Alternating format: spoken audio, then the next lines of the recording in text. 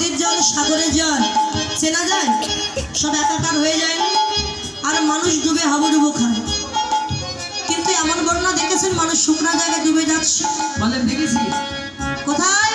এইখানে হরি নামের বর্ণনা, ভক্ত নয়ন বর্ণনা জলে হাবুডুবু খায়, তাই না?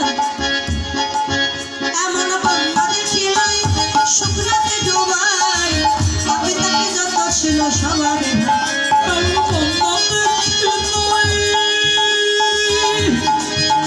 ওই শুকনাতে ডুবাই, পাপি তাপি যত ছিল সবাইকে ভাসায়।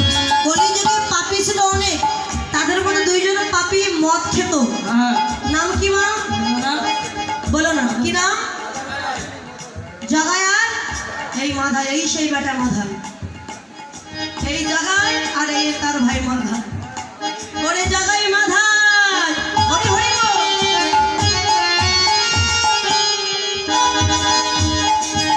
আরে ও জগাই মাধা,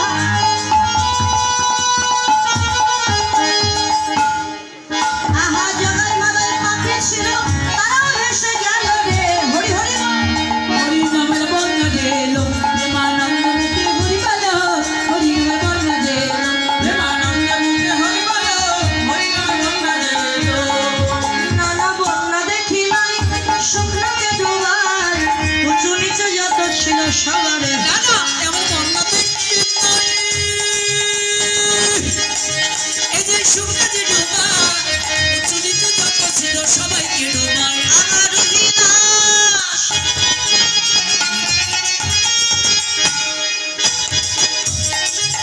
আরে ও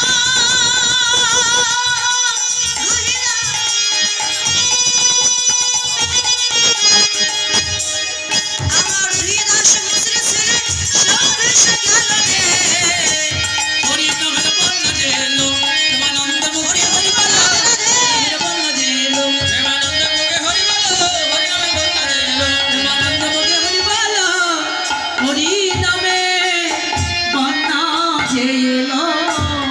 রাধা নাম জপ করছেন মহাপ্রভু। রাধা শব্দের অর্থ কি? রাধা একজন তো ভক্ত, তাহলে রাধার নাম জপ করছেন কেন? আমরা জানি ভক্ত ভগবানকে পাওয়ার জন্য কাঁদে, কিন্তু নবদ্বীপে দেখলাম ভগবান কাঁদছে ভক্তকে পাওয়ার জন্য। রাধা, রাত ধাতু আরাধনা ইতার্থে রাধা, যিনি করেন আমার গোবিন্দের আরাধনা তিনি হলেন রাধা। ব্রহ্ম হইতে নিম্নগামী তারে বলি ধারা, আর নিম্ন হইতে ঊর্ধ্বমুখী তারে বলি রাধা। ধারা উল্টালে হয় রাধা। এখন যদি বৃষ্টি হয়, বৃষ্টি জল উপর থেকে নিচে পড়বে, এটিকে বলা হয় জলের ধারা। আর নিচের জল যদি উপরে ওঠে মা, নিচের জল উপরে ওঠে বাবা নিচের জল উপরে ওঠে না বাবা? বা নিচের জল উপরে ওঠে, তার প্রমাণ আপনি টিউবওয়েলে যাবেন, পাম্প দেবেন, দেখবেন নিচের জল উপরে উঠছে।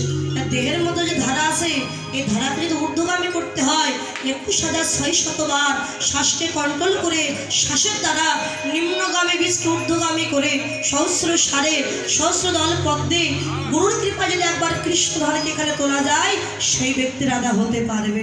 হরি বল। যিনি কৃষ্ণ ধনকে ধরে রাখতে পেরেছে, যিনি আরাধনা করেছেন, সে নারী হোক বা পুরুষ হোক, যিনি আরাধনা করেন তিনি হলেন কৃষ্ণ রাধা। তাহলে কৃষ্ণকে না কৃদপ্রস্থায় প্রত্যয় করিয়া হয় কৃষ্ণ, যিনি জীবের সকল চিত্তকে আকর্ষণ করিয়া কৃষ্ণ ভজন পথে নিয়ে যান, একমাত্র সেই তো হলো কৃষ্ণ। হরি বল। তাই মহাপ্রভু আজকে রাধা প্রেমে বিভোর হয়ে গিয়ে বললেন আমি হলাম কৃষ্ণ, আর আমার রাধারানী কোথায়? ভুলে গেছেন এটা নবদ্বীপ ধাম। রাধা রাধা বলে কেঁদে পাগলের প্রায় হচ্ছে। সম্মুখে গৌরীদাসকে দর্শন করে বললেন তুমি হে মা রাম